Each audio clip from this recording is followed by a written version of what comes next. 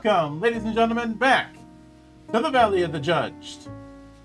I am your one and only gaming monk, better known as Mildra, and with me, it is my good brother here in the monastery, the man behind the monthly tribunal, and the man who, in a few weeks, him and I are going to be revisiting the wonderful and chaotic world of Anima in time for the remaster of the video game duology, also known as the Memories duology, or Gate of Memories 1 and 2. Even though that's not what they were called originally, but we'll go with that. Good brother Monarch. Hi there, Dragon. I see you in the chat. I do sincerely apologize for us being an hour late. You can blame a combination of traffic and construction on that.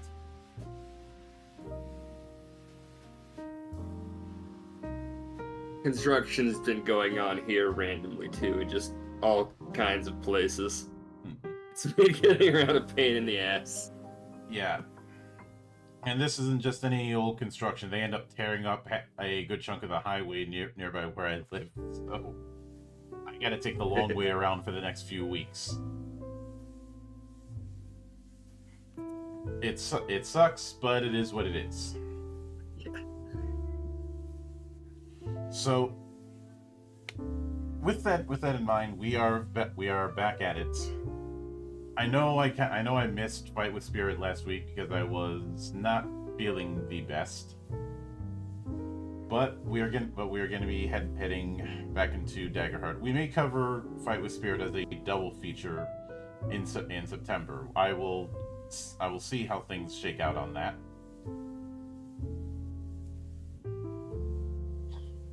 But now, before we went live, we ended up having a bit of a discussion on the flow of things,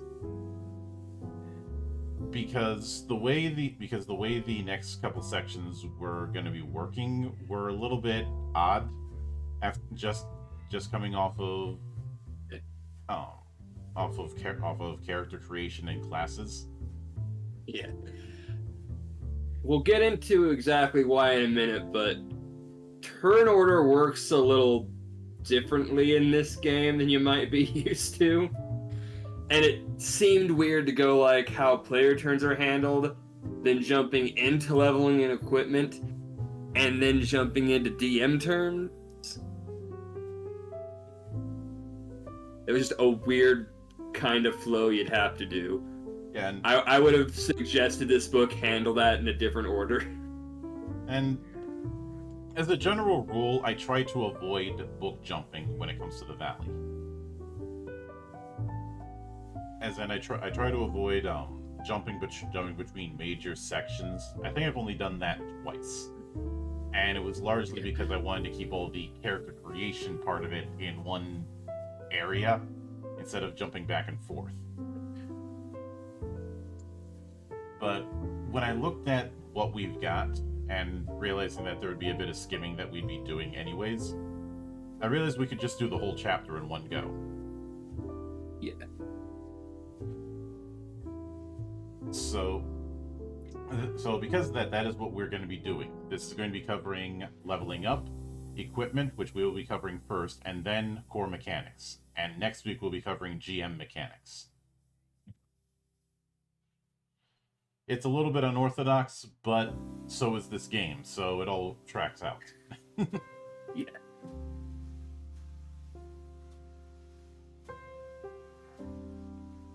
And hey there, Edwin. I haven't seen you in a while. But Chapter 2, Playing an Adventure. This is going to be covering the core mechanics and the stuff we mentioned, as well as some optional rules. So first is the flow of the game, and a lot of this we kind of covered in the first episode, where it talks about it being a collaborative story, about the way the die roll works. But it comes down to 5 steps. The GM narrates details, the players and GM ask questions, the players and GM answer questions, choose and resolve actions, repeat the cycle. When it comes to the question and answer thing, I would advise caution on that, just so you're not spending like 20 minutes asking very inane questions, which can happen sometimes.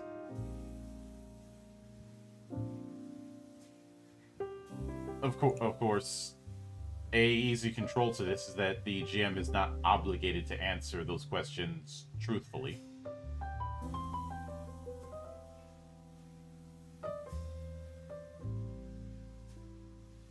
But then we have this in a bit more detail, along with this nice little sketch of rooftop evasion. Anyone who's played the better Assassin's Creed games will know that kind of feeling of going between the roofs. Yeah. But then we have the core mechanics proper, starting with the spotlight. When a character becomes the focus of a scene, they're in the spotlight. If many characters are involved in a dramatic moment, there is often one character leading the action. This might be the PC pulling their ally to safety, the NPC haggling over the price of rare goods.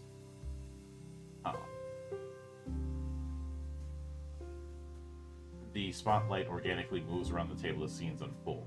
This spotlight concept I also saw in Blade of the Iron Throne, and you see it in a lot of games that are very clearly trying to emulate cinematography.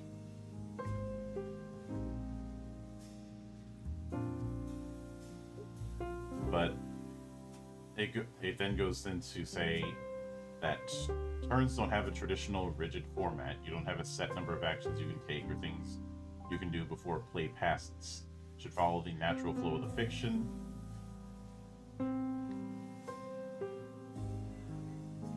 Which is essentially the popcorn approach, though there is an optional method for a spotlight tracker,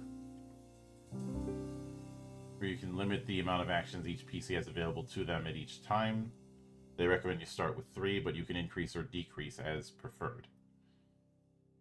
If you use this system, when battle begins, every player places action tokens on their sheets to represent how many actions they can take. Players can act as usual, and each time they make an action roll or perform a significant action while in the spotlight, they remove 1 token from their sheet. Collaborate with other players to pass play around the table, making moves and telling the story together. Even if you have multiple action tokens, see if any players want a chance to act before you spend more than 1 in a row. Once every player has used all their available tokens, players refill their character sheet with the same number of tokens as before, then continue playing. I think for people who come from a more tactical background, the spotlight tracker might be a decent way to ease them in. Something I'm also going to note a bit. A system like this, I think, works a lot better if you have a table of people you've played with before, you know how to work with each other.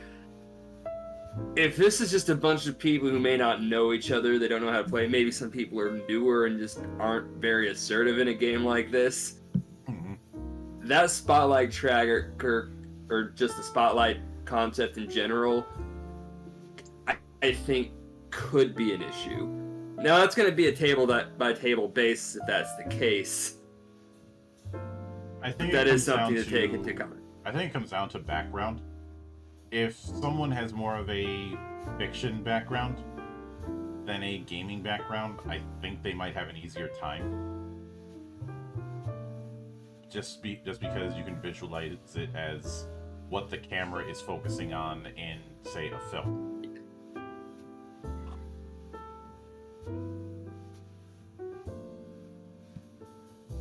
But then we get into making moves, which, if you want to do something and the spotlight shifts to you, it is called a move. Low stakes move automatically succeed. It's easy. I'm always glad when this is made note of, because we know some people will insist on rolls for things that they really shouldn't. Yeah. I've always stated you should only be rolling if it's something where there is a reasonable chance of failure.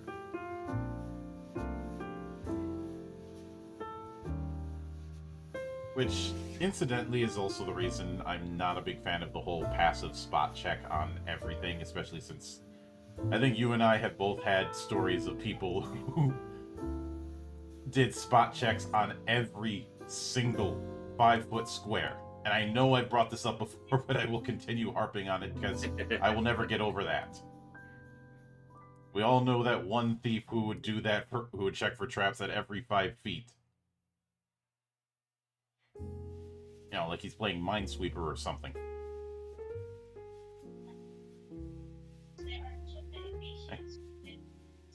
Actually, not even Minesweeper, more like Chip's Challenge. And also, I'm getting background noise on your end, Monarch. Yeah, give me one moment. But then we have moves in combat. And it does make note that combat does not have initiative order, rounds, or a distinct number of actions you can take while in the spotlight. Instead, fights play out narratively from moment to moment, just like non-combat scenes. Ah.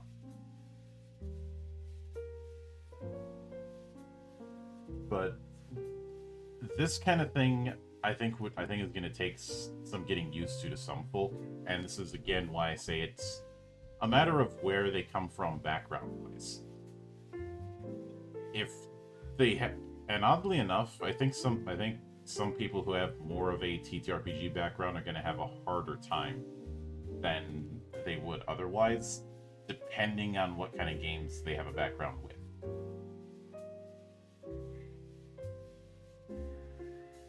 I think it's also going to come down to a bit to either how assertive all the characters or your players are to make sure they're kind of getting the spotlight, or other players kind of helping ease them into that. Yeah, it's for that reason that I'd say it would be smart the first few runs to do the spotlight tracker, like for the first session or two, and then see where things go. I'd definitely do it that way, especially if, again, this isn't a table that's played together before. If you have a lot of experience together, I imagine you could probably skip out on that spotlight tracker a lot easier. Yeah. But then we have GM moves and adversary actions.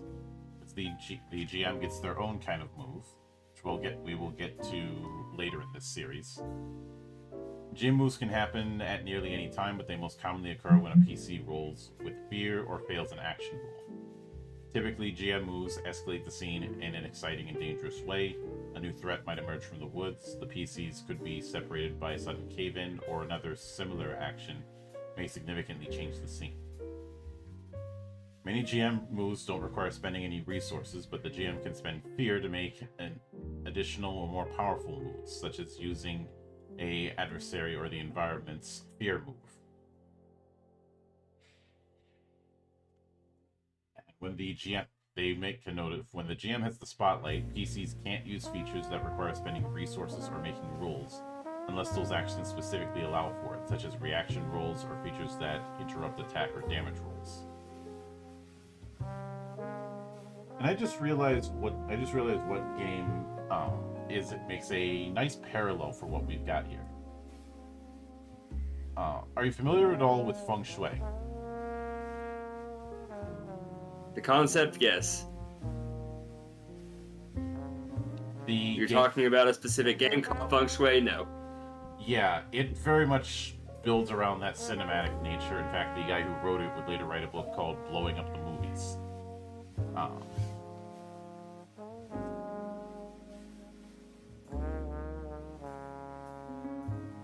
And it's very much about taking what's in film and whatnot, and how you can apply that to a tabletop game. It's a very good book, by the way. But after that, we have the duality dice, and the whole 2d12 thing we've already covered, and how it works, as well as the whole rolling with hope or rolling with fear. If both die are a match, that is a critical success. A critical success counts as a roll with hope, even if it would have otherwise failed.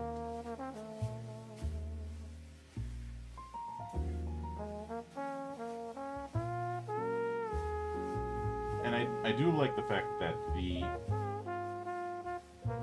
if you roll with hope, you still get it even if your roll fails. And if you roll with fear, even if you succeed, the GM still gets fear. When you critically succeed on a roll, along with gaining a hope, you also clear a stress from your character sheet. Additionally, when you critically succeed on an attack roll, you deal extra damage as described in damage rolls, which we'll get to in a bit. Now, as far as what you can use hope for, you can use it to help an ally, essentially give them a d6 advantage die. Any number of PCs can help an ally as long as they spend a hope to do so.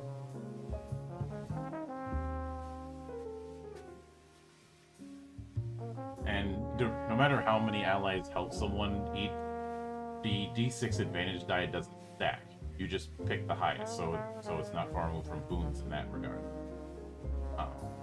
You can utilize an experience on an action roll, adding its modifier. If you have more than one experience that applies, you can spend an additional hope for each one you want to use. So you can stack them if you could justify it. Your GM might raise an eyebrow at you using multiple experiences at once, but you can do it. At least in concept. You can initiate a tag team roll. I do think we covered what tag team rolls are a couple weeks ago. And the fact that, despite the limitations that tag team rolls have, it's kind of offset by how powerful the thing is.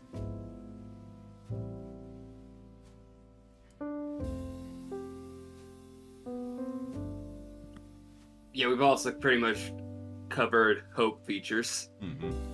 They're part of all of the classes. Yep, each subclass has a hope feature, and even some of the races have one. I do like that they note that if you rolled with hope, you can use the hope you gain from that on a feature, or toward it if it requires multiple points of hope. Otherwise, you'd need to spend hope you gain from previous rolls.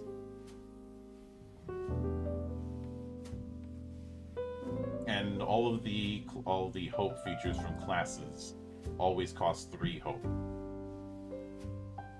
But then we have fear. Doesn't mean your action roll fails, instead you face a complication or consequence. The but rule. You succeed or fail, but.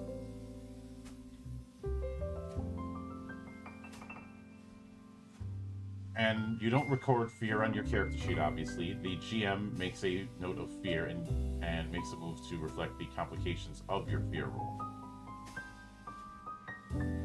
We won't be getting to how fear is spent until we get to the GM side of the mechanics, so that's not going to be for a bit.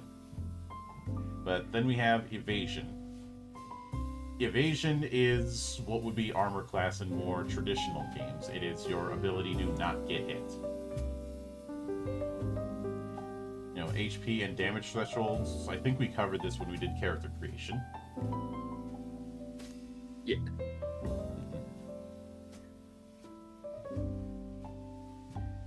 It does. Same with the marking and clearing hit points to a degree. Mm-hmm.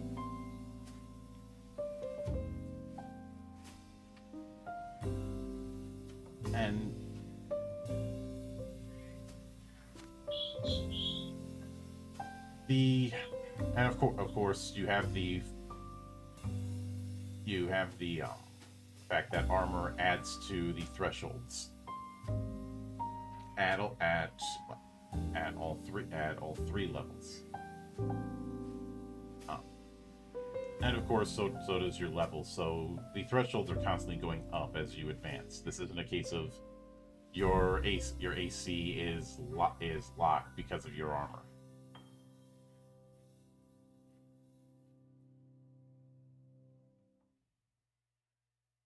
But minor damage is anything below your major threshold. Major damage is equal to or above your major, and severe damage is equal to above your severe threshold.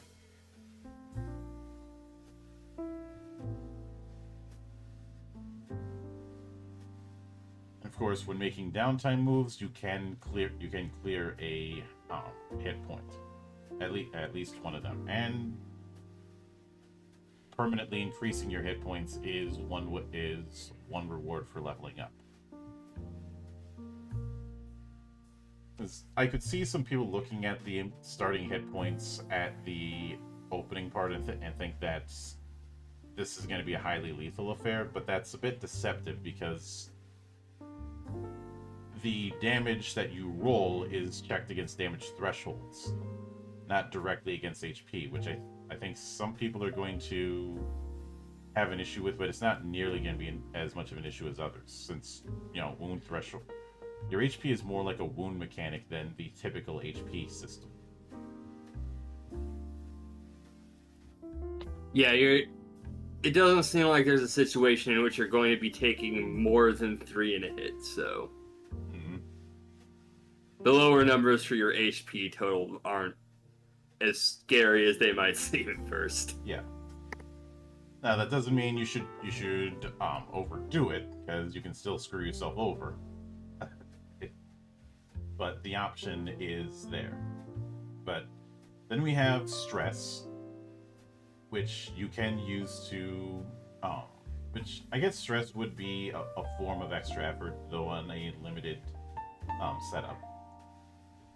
Some moves will require you to mark stress, some complications will require you to mark stress, and some adversaries might do psychological damage unless you'd have to mark stress.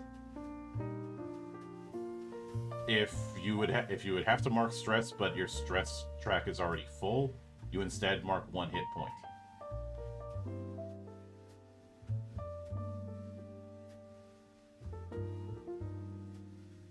Which that will start to get kind of scary if you hit max stress. Yeah. And of course, during downtime, you can reduce it. But then we get to action rolls, which is set up as pick a character trait, add any extra dice or modifiers, from experiences or from advantage, roll the die, and then resolve it. The trait is essentially which of the core attributes is going to work. Then the difficulty is set.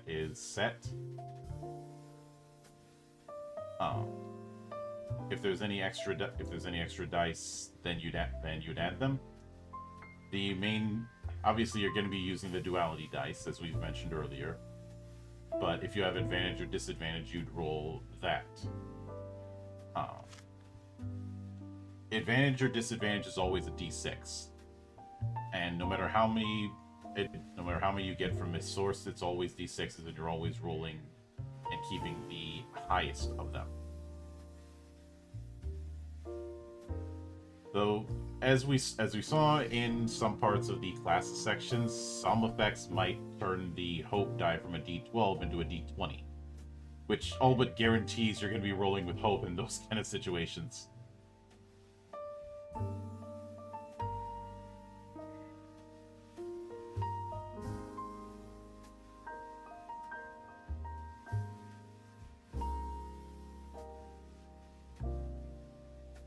Now, the tokens thing that they mentioned here about to help total your results,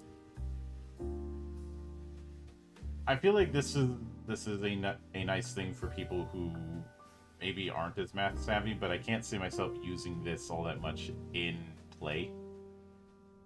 Yeah, I'm with you there.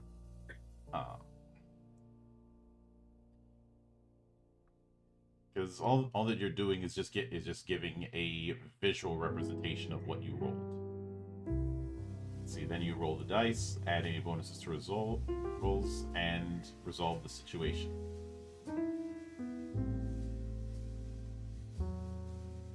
Then they give an example action roll as well as a sidebar about story being consequence, which helps to hammer home the fact that this is a narrative first kind of game. Yeah. I'd like to see more examples of critical success than we have. But we at least do have an example of what the extra could be on a critical success. Mm-hmm. But then we have special action rolls, trait rolls, which is self-explanatory. Attack rolls, which is just gonna be a standard roll that's targeting evasion.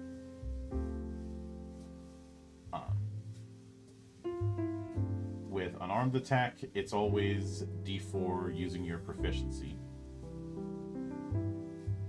And I should note it's kind of amusing that both Daggerheart and Legend Edition do a similar thing of expanding the damage dice as you advance. Because the approach that that damage takes when it comes to weapons is the weapon has a certain damage die. Your proficiency determines how many of those die you're rolling. Which does mean at high end, unarmed attacks can still have their effect because you're rolling multiple d4s.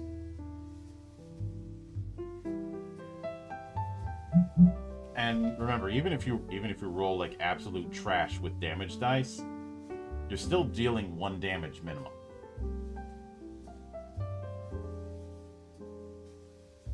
But spellcast rolls are similar to trait rolls, except what first off, if you don't have spellcasting as an option, you can't do it. But if you do have it, the trait that's used will be assigned based on your class. And and on the rule text it'll say spellcast roll 14 is in this example, so you'd have to use whatever trait you use for your class of spellcasting, and the target number is 14. Then we have group action rolls,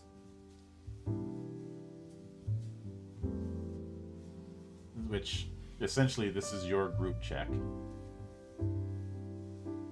You have one person who's leading the roll, and everyone else makes an action roll as usual. The leader's action roll gets a +1 bonus for each reaction roll that succeeds, and a -1 for each reaction roll that fails. And then, of course, once the lead, so it's essentially a case of the leader makes an action roll, everyone else participating makes a reaction. The leader's roll gets a +1 for each reaction that succeeds.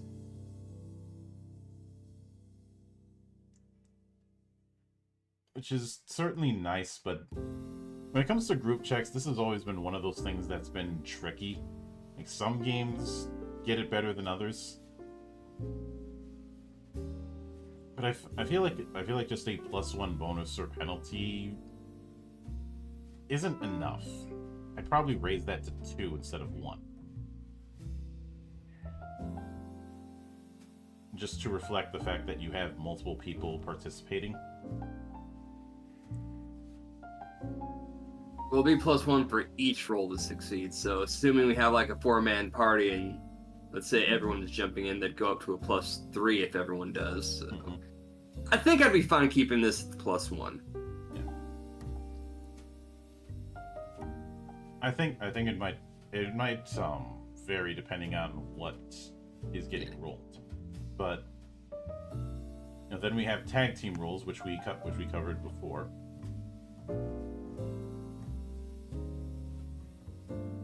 And then damage rolls. Damage rolls are not rolled as the other types. It's straight damage dice. And as I mentioned here, the proficiency determines how many die you're rolling. The value is not weapon specific and doesn't change when you equip a new weapon. The only thing that might change is the dice that you're rolling instead of how many dice.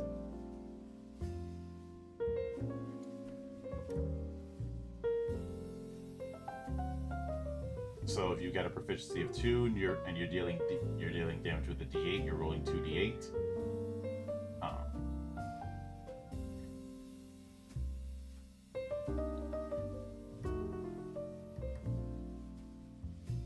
So it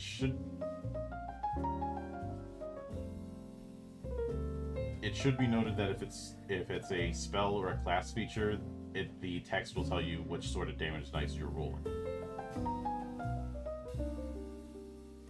So it might be a case where you're rolling using your spellcast trait.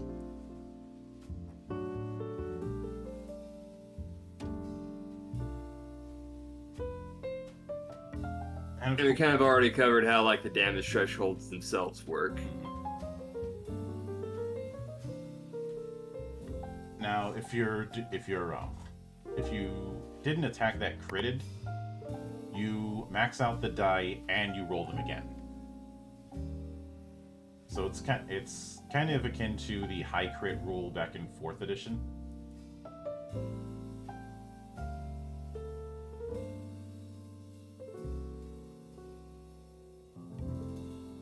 Of course, we do have how you handle multiple sources.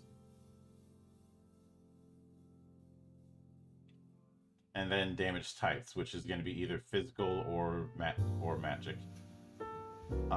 Anytime something says it does direct damage, it means you can't use armor to cut it down.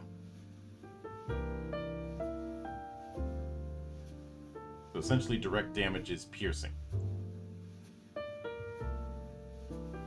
Yeah, and poison's one of the examples they also give. So basically, just anything that armor is not going to have an impact on. Mm-hmm.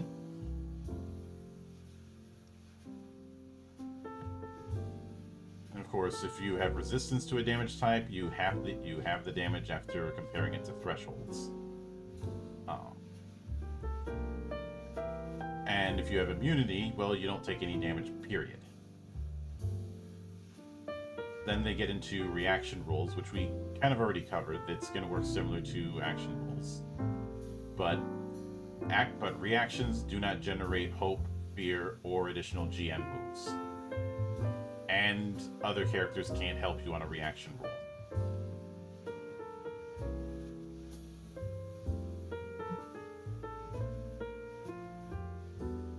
That being said, if you crit on a reaction roll, you don't clear a stress or gain hope, but you do ignore any effects that would still impact you on a success.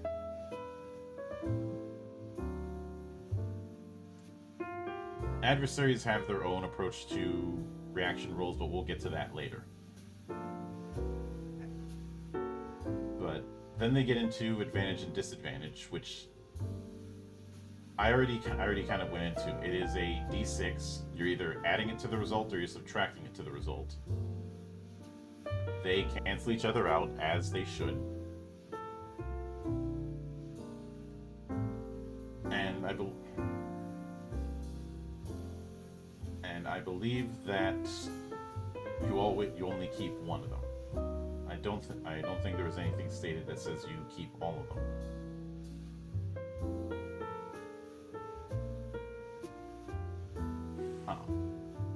When NPCs do advantage or disadvantage, it's rolling an additional d20 and picking the higher or lower result. Which we'll get to that in more detail once we get to NPCs proper.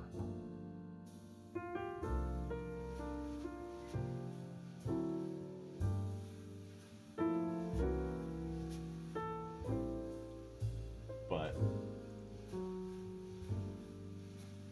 then it goes into battling adversaries.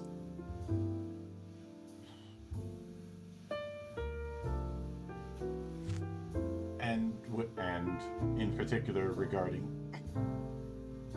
what a spotlighted adversary can do, or rather what they'll do most of the time, whether it be move within close range to make a standard attack, move within close range and use an adversary action, clear a condition, or sprint within far, very far range.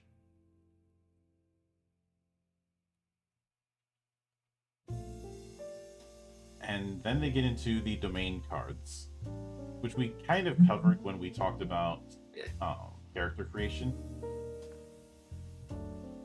Yeah, you have a limited number. Mm-hmm. You can swap them out. How much you can use each one is going to be based on each individual card. Yep. 5 active domains at a time. Mm-hmm. You can have 5 active domain cards in your loadout at any one time. Your cards that are from subclass, race, and community don't count towards that limit and are always active.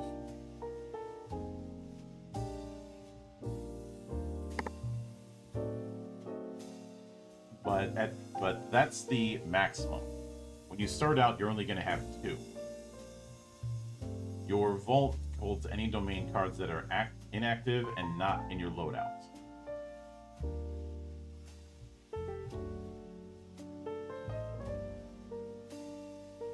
And a few features require you to permanently place a card in your vault.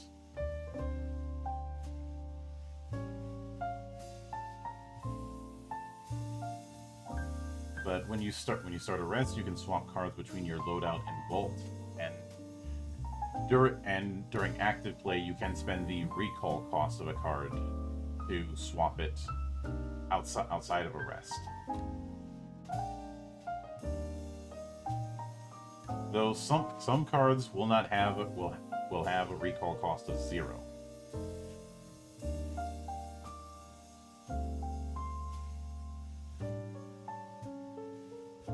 But then we have conditions.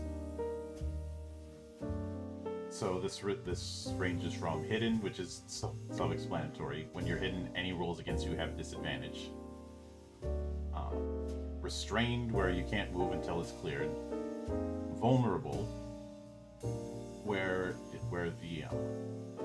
all rolls targeting you have advantage.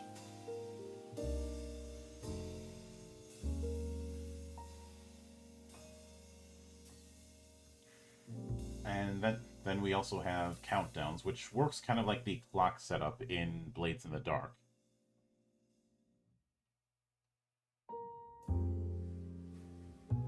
But then when it comes to range, this is one of those things I wanted to see what they were going to entail when it comes to range.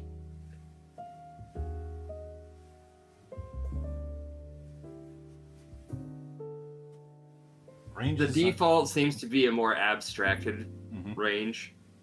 Yeah. But there are optional rules for defined ranges. So melee, you're within touching distance, so a few feet away. Very close would be around 5 to 10 feet. Close would be 10 to 30 feet. Far would be 30 to 100 feet. And very far would be 100 to 300 feet. And out of range would be anything beyond very far.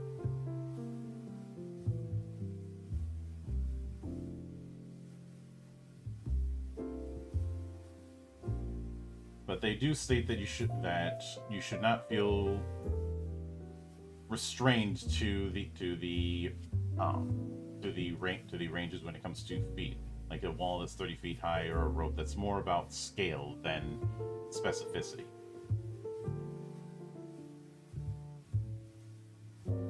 Probably for the best, because focusing on specificity in this kind of thing might create some problems. Yeah.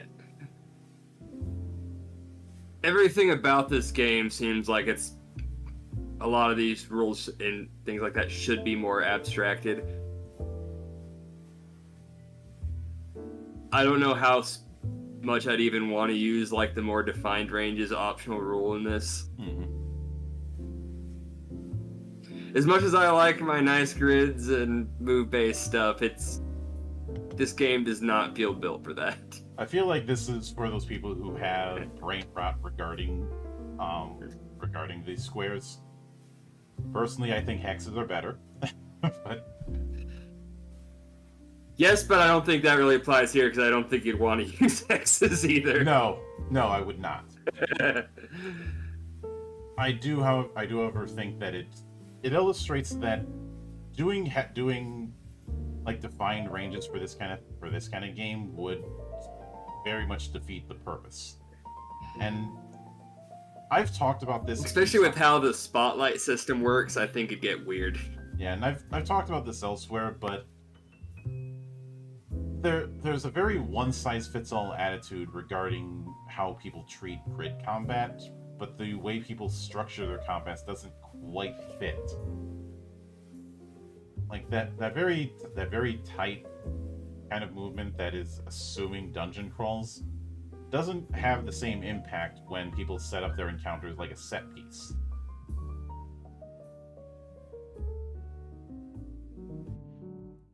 there's nothing wrong with going one way or the other, but I feel like if set piece design for combat is going to be more and more of a thing, then movement mechanics and movement economy should accommodate.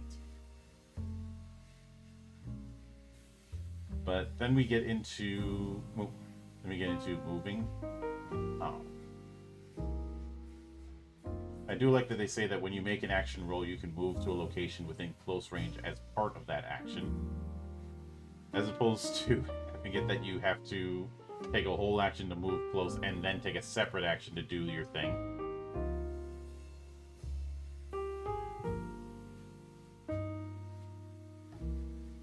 But if you want to move further than close range, you need to succeed at an agility roll to safely position yourself.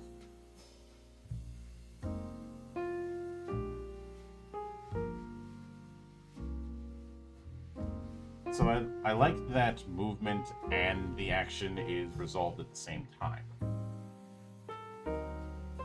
Whereas a lot of games would try and separate that.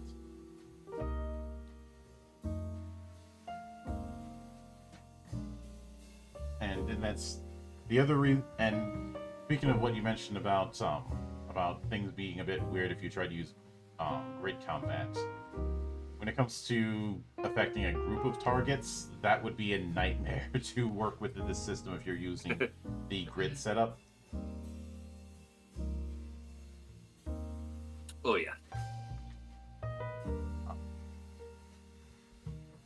But here it's just a case of they have to be within very close range of each other. And regardless of how many targets, you make one attack roll and compare its result to each difficulty of each eligible target.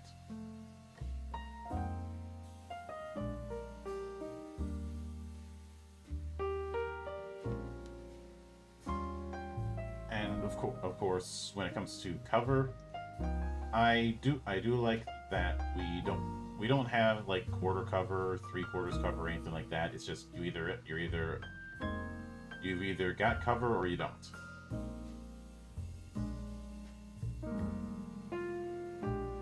Which just means you can't be targeted by things that require line of sight.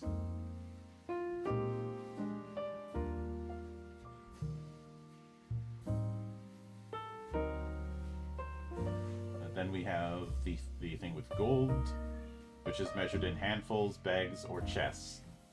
10 handfuls to one bag, 10 bags to one chest, so a good rule on that. And didn't mean to post that there. I forgot that I can type in this PDF reader. The value of gold is abstracted, so you don't need to track it precisely. Which I'm glad because I think we've all dealt with that kind of miser approach that some people have with every single GP that they get. Couldn't be me. I've never done that. Uh-huh.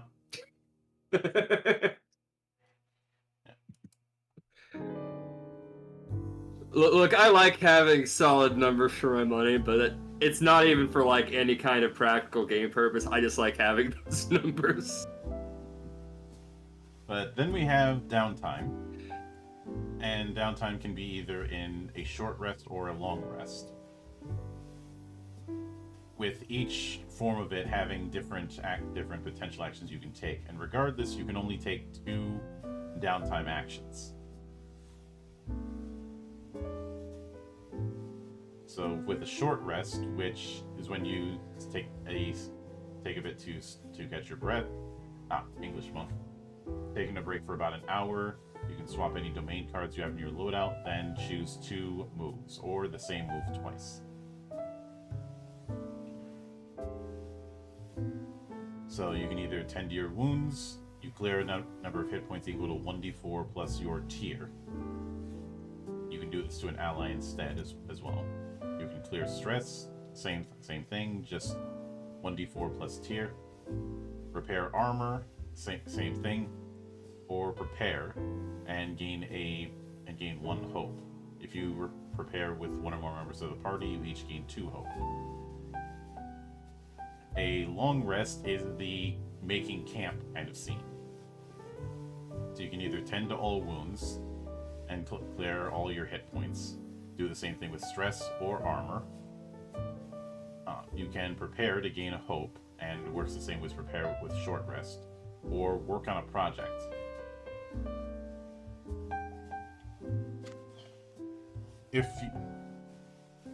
Projects are, well, long-term projects. It could be deciphering text, crafting a new weapon, or something similar. It usually revolves around a progress countdown. Each time you take the work on a project downtime move, you tick down the countdown, or the GM might ask you to make an action roll to gauge progress.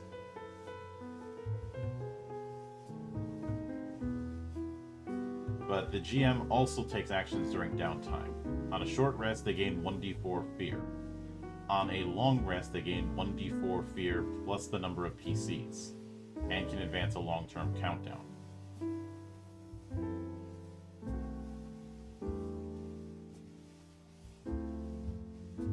Of course, features can be refreshed during downtime, as well as once per session features. Well, once per session features are just once per session. I had to correct myself.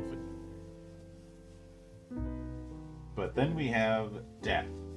When you run out of when you mark your last hit point, you must make a death move.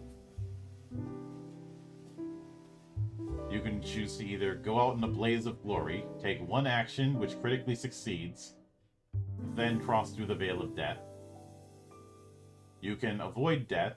You go unconscious, then work with your GM to describe how the situation worsens. You can't move, you can't act, but you return to consciousness if an ally clears one or more of your marked hit points, or after a long rest. After you fall unconscious, mark your hope die. If the value is equal to or under your level, you gain a scar. We'll get that in a minute. Or risk it all.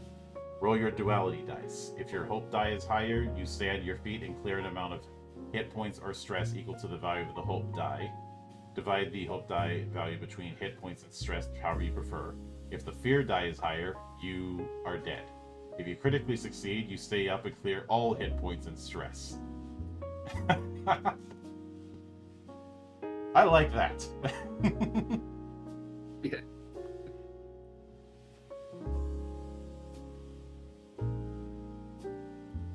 But if you take a scar, you cross out one of your hope slots. You can't use that slot anymore. The narrative impact of that scar is up to you. If you cross out your last hope scar, then you're effectively retired.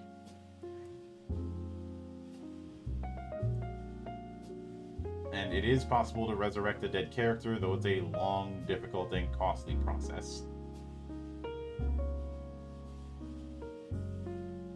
One that's described by the GM, but there's also the resurrection spell that is exclusive. But I like that the resurrection spell is available, but it's only in the Splendor domain, and it's only level 10, so you're not getting it for quite a while. I'm just gonna say the only one on this I don't really care for is Avoid Death, just because it's like, that's just not that interesting compared to Blazer Glory or Risk It All. Why would you ever pick Avoid Death?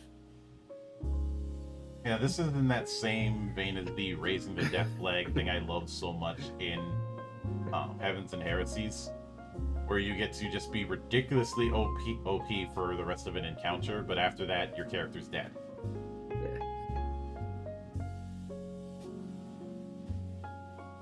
But then we get into some additional rules, so things like rounding up, rerolls, incoming damage, stacking effects. These are very nice to have. But it's far too in the weeds for us. Yeah.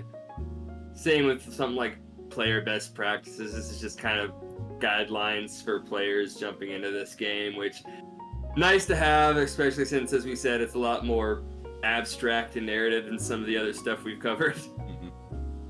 But then all good stuff to have here. Yeah, then we get to leveling up. Leveling up is milestone based, which would certainly fit this kind of a game. But we have 4 tiers of play, which is going to affect things like damage thresholds, level achievements, and more. Tier 1 is level 1. Tier 2 is levels 2 through 4. Tier 3 is 5 through 7. And Tier 4 is 8 through 10. We did cover the tier setup in the first episode of this series. But after you level up, first take any level achievements you've earned. These are going to be at the top tier of the block, found on the lower half of the class guide. At level 2, gain additional experience and add it to your character sheet with a modifier of +2. You also get +1 to your proficiency. And you do the same thing at levels 5 and 8. You also clear and at levels 5 and 8, you also clear any marks on each character trait you've previously increased as and marked, so you can increase those traits again.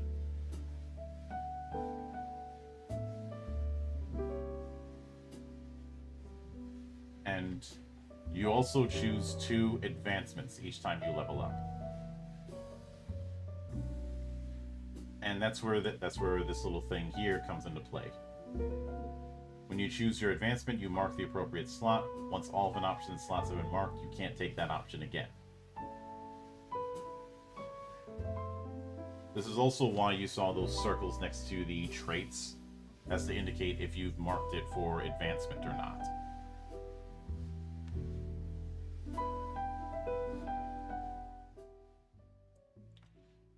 But and of course it goes into each, and each of the advancements are pretty self-explanatory. And regardless, you're getting 2 advancements to pick from each time you level up. It's just that what you can pick from depends on what tier you're at.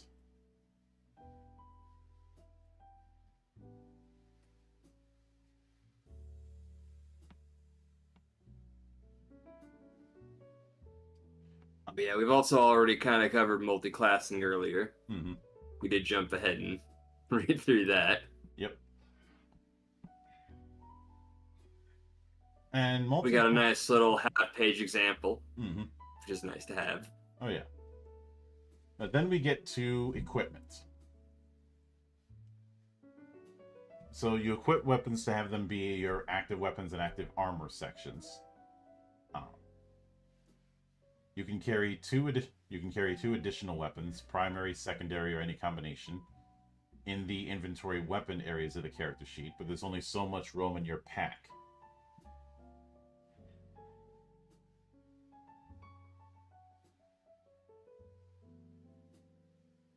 Now, if you want to switch weapons during combat, that requires marking a stress. If you're switching weapons outside of combat, that doesn't. You can't equip armor while in danger or under pressure, it notes. Otherwise, you can equip armor freely. Which makes perfect sense because, well, putting on or putting off armor takes a while. It would be like expecting someone to completely change their clothes in the middle of a fight. That's not happening.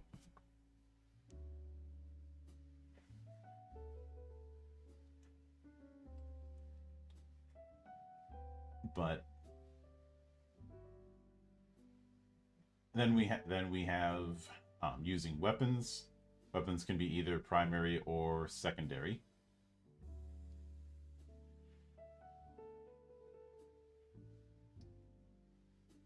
Or barring that, you can always just throw it. A thrown weapon is always very close range, and the attack roll uses finesse.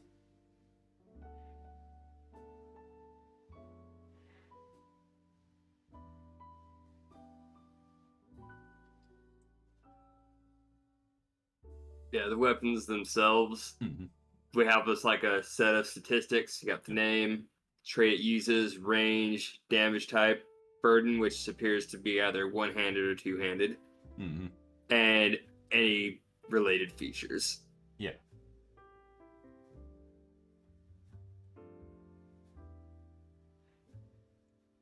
Do we have a list of features? Or I think each time a feature is noted, it's noted on that entry. on the chart? Yeah. Okay. Yeah. Yeah. So with armor, it lists out the name, the base thresholds, and the base score, which is how many armor slots that weapon can mark.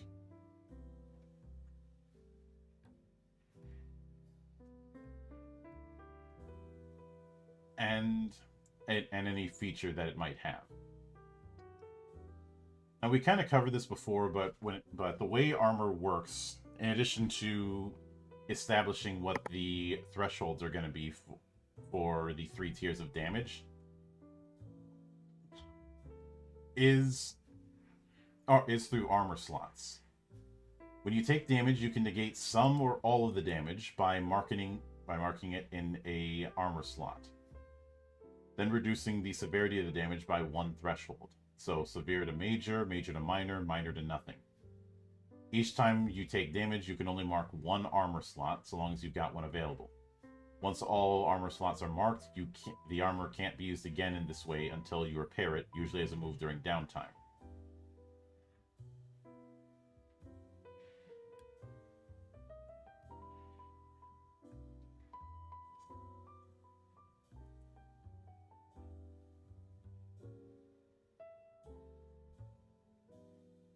So if you want to choose to be unarmored, which you can, it just means you have an armor score of 0, your major threshold is equal to your level, and your severe threshold is twice your level.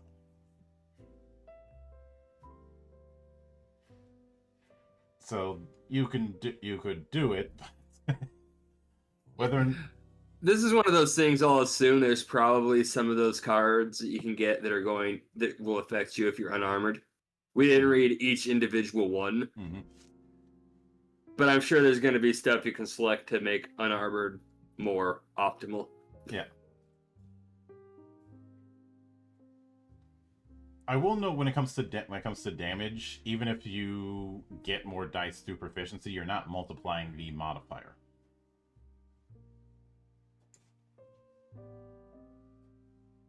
But I do like that we have a list of both physical weapons and magic weapons.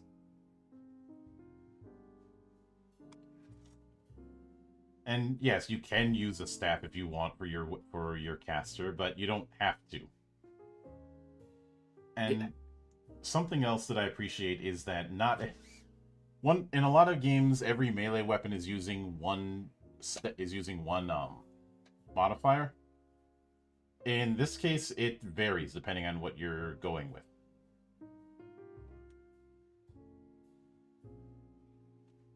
I also like that quarterstaff deals a pretty high amount of damage compared to other games. Like here, quarterstaff's a D10 instead of a D. I've seen it usually as like a D6 or a D8. Here, that's not the case. I think D6 is the most common. Mm-hmm. But yeah. Oh. Yeah, we got a good variety of weapons here. That's always nice to see. Yeah. A good amount of interesting features for certain ones. Mm-hmm. The fact that Arcane Gauntlets is a weapon means that one could do the Muscle Wizard build if they wanted to. Yeah.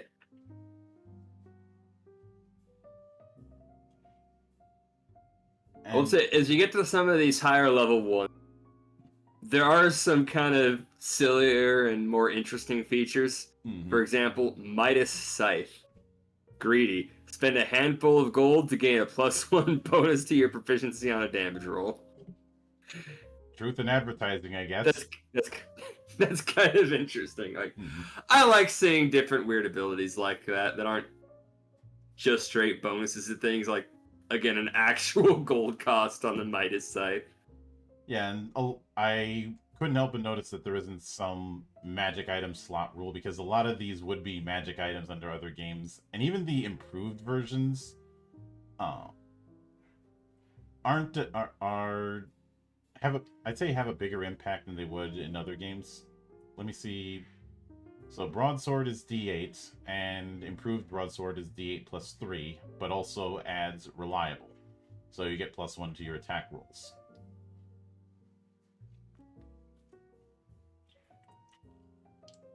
Which is going to be a nice touch. I mean, not all of them are going to be doing that. Some of them are going to be numbers go up, but given how damage works, that's not as much of a deal breaker as it could have been. Although I like Ego Blade here because not all features are nice. Its feature is pompous. You must have a presence of 0 or lower to use this weapon.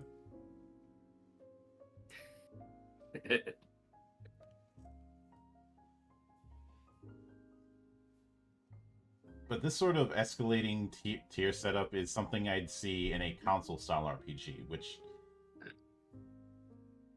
again, reinforces that depending on someone's background, they're going to have an easier or harder time with this setup. I think for people who expect every sword, axe, and dagger to be put into one category of hand weapon and use the exact same kind of damage, this isn't going to gel with them. Unless they're willing to adapt, which some people are. But I think what also hammers home something that I like with this is going back when we looked at the classes, we didn't see anything about what weapons a class could or could not pick.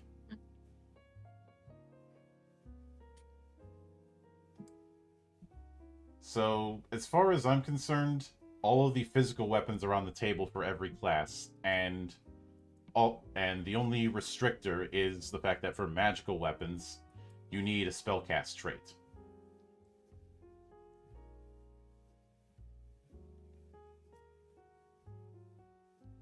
I think the real restrictor is going to be trait for what weapons you use, rather than your class.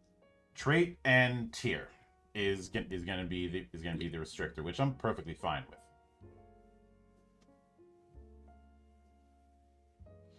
You know, when we go all the way up to tier 4, where we have things like a hand cannon, which has a range of very far, uses finesse. It's D6 plus 12 physical, one-handed, and after you make an attack, roll a D6. On a 1, you must mark a stress to reload this weapon before you can fire it again.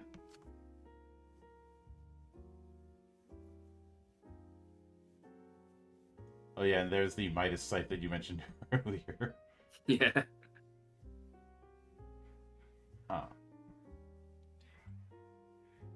I think the only thing that messes with me is the fact that it isn't exactly alphabetical in terms of the chart, but that's a minor nitpick.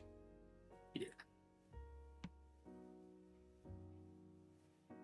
Then there's the combat wheelchair. We do not acknowledge the. I mean, they put a bit more thought into the combat wheelchair, but we are not acknowledging the combat wheelchair here. I could go on a tangent here, but yeah. Plus, let's be honest. Nobody who's doing any sort of play actually uses it. And believe me, I have asked around to see if anyone uses the thing. No one I've been able to find does.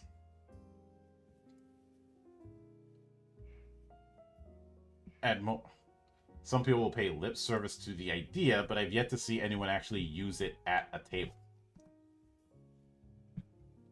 But, you know, then we have secondary weapon, which works on a similar thing, and this is where we get things like shields. I like that shields are treated as weapons. I appreciate that we're seeing more and more of that these days.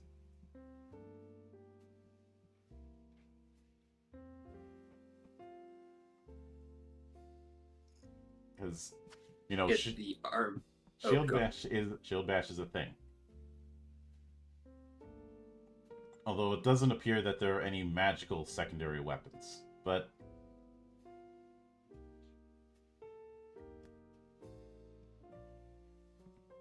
There also seems I don't see any hand restrictions when it comes to secondary weapons, even though all of them are one-handed. So Yeah. I don't think there's anything, unless I missed something. I don't think there's anything stopping you from picking a two-handed weapon and having a one-handed secondary.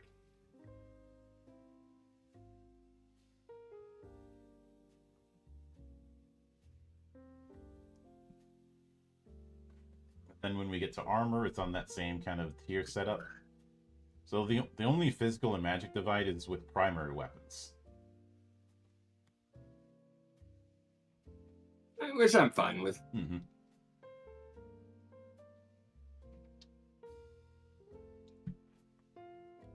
But then we get into loot, and the loot roll is basically one giant table.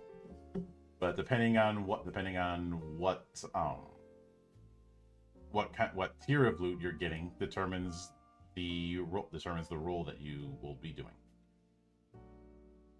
So if it's common, 1d12 or 2d12, uncommon, 2d12 or 3d12, rare, 3d12 or 4d12, and legendary, 4d12 or 5d12.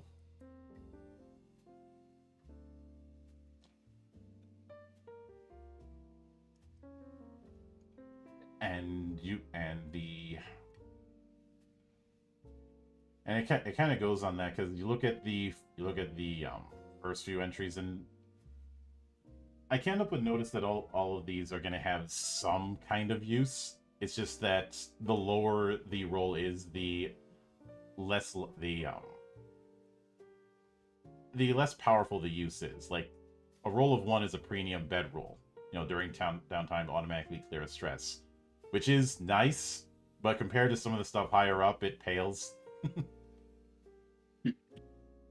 Like, let's see what the highest is a roll of 60. Belt of Unity. Once per session, you spend 5 hope to lead a tag team with 3 PCs instead of 2.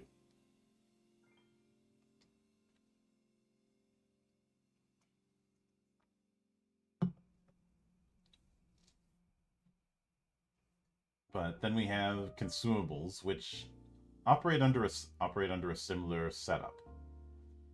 You can hold up to 5 of each consumable at a time. Well, it doesn't say what the cap is for holding total. And once again, it's on that D12 setup. I like that we're rolling more D12s. Yes. D12 is underused. Mm-hmm. Now, when it comes to using a consumable, it typically doesn't require a roll unless stated. Under certain circumstances, the GM might make you do an action roll to use a consumable, even if an action roll isn't noted in its description. I'd like to think that if you're using some kind of explosive, you would need to do an action roll, period.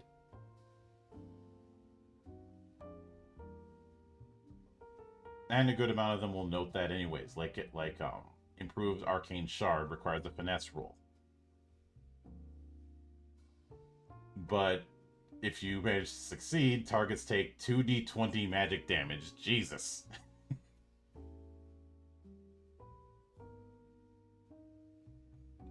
Like, arcane shard is basically a magic grenade.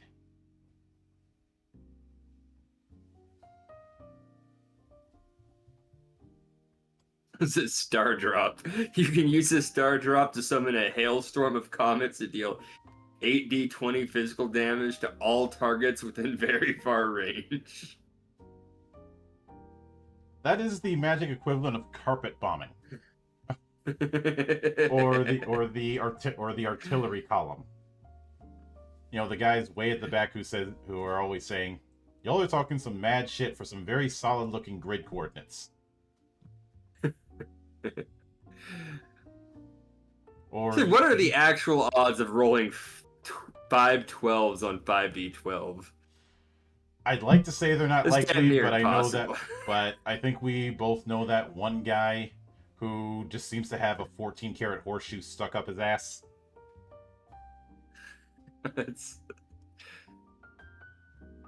Then we have a nice little example of play. Then questions to consider for GMs. And that more or less covers playing an adventure. So I think the only thing that I do have a bit of an issue with, and maybe this will be in running an adventure, but I didn't see any sort of suggested ranges for difficulties.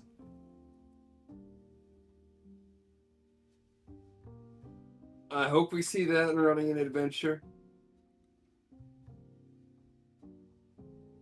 Because I do not want to have to sit down and figure out what an appropriate difficulty range would be. That is a lot of extra math that I would not want to have to do as a GM. Mm-hmm. You're doing enough as a GM. Don't make me figure out what an easy task is supposed to roll for. Yeah. Like if we end up seeing that later in the book, I will take the L. But otherwise, that's a potential issue. Yeah, I feel that's going to be in the GM section because of how this has been divided up. Mm-hmm. I don't doubt it's going to be there to some degree. I'm just hoping it's some decent guidance because there have been a couple things I wish we've had more examples of they've shown. Mm-hmm. And then I don't know how much personally like how abstracted everything in this game is, combat wise and scene wise. But that's more of a personal preference than like an actual problem with the game. Yeah, which is something that I think a lot of people have difficulty assessing when it comes to looking at given games, because I've seen a lot of reviewers take their particular approach to how they handle a game and apply that to every game they cover, which that's not how that works. When in Rome, you do as the Romans do. I think the only thing that's going to cause a bit of issue is the spotlight thing, because of the fact that there isn't initiative, there isn't traditional turn order. There isn't even anything like popcorn style initiative. And I feel like that is going to be a stumbling point. I know that they have the action counters thing, but I would also advise maybe some sort of contested agility roll between the two sides. You know, everybody rolls agility. You take the highest on one end and the highest on the other end. Or even just a agility difficulty number, like what Sword World does. I.e., in order to act first, you have to beat the highest agility difficulty, or not agility difficulty, the highest initiative difficulty, and if you fail it, the enemy goes first. I'm vastly simplifying, but just something to throw a bone for people who are going to come at this with a more tactical background, and throwing them a bit of a bone, I think is going to be helpful. I also see a potential issue with just spotlight in general, and like, all right, how are you gonna justify who gets the spotlight? It's a situation you could have multiple people being able to like legitimately justify where the spotlight should be, but are like in conflict with each other, which is not often how you want to. It's not a position you always want your players to have to be in to justify where the spotlight's gonna go. It's one of those things I said, like, if you have a group who knows how to work together, they're kind of all on the same page, this isn't going to be much of an issue. But for people who aren't as familiar with each other, I could see that becoming a point of contention. Mm-hmm. But that's the worst of it. Everything else we've seen is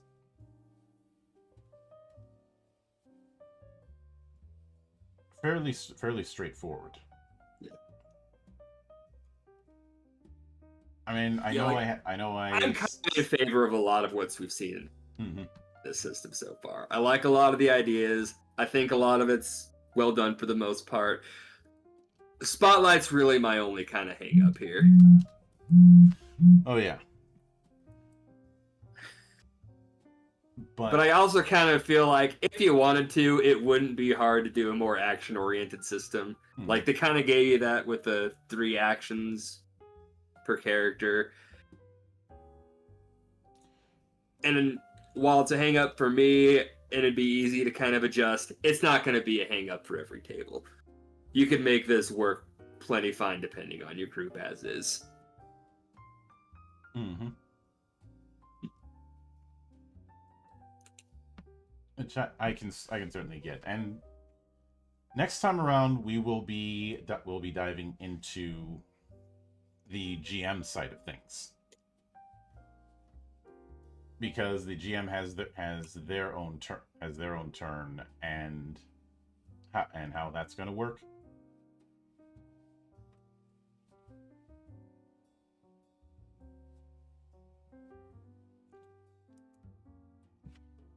But so far so good. I still maintain what I said earlier. I think that Daggerheart is going to be divisive for stupid reasons, and I'll see if I maintain that particular thought process as we get closer to the end of things.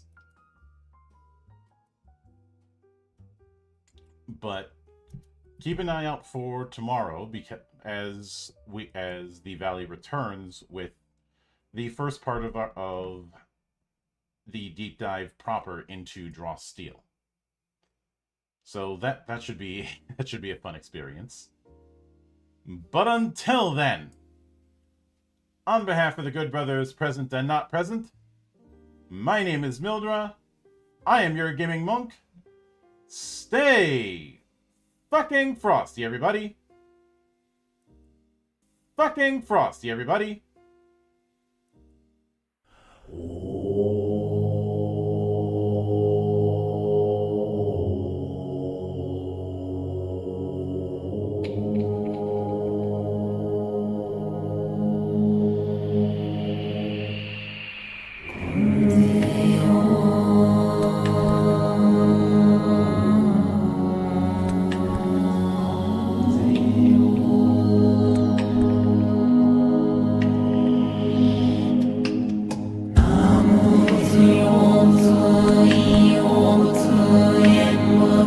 Soi,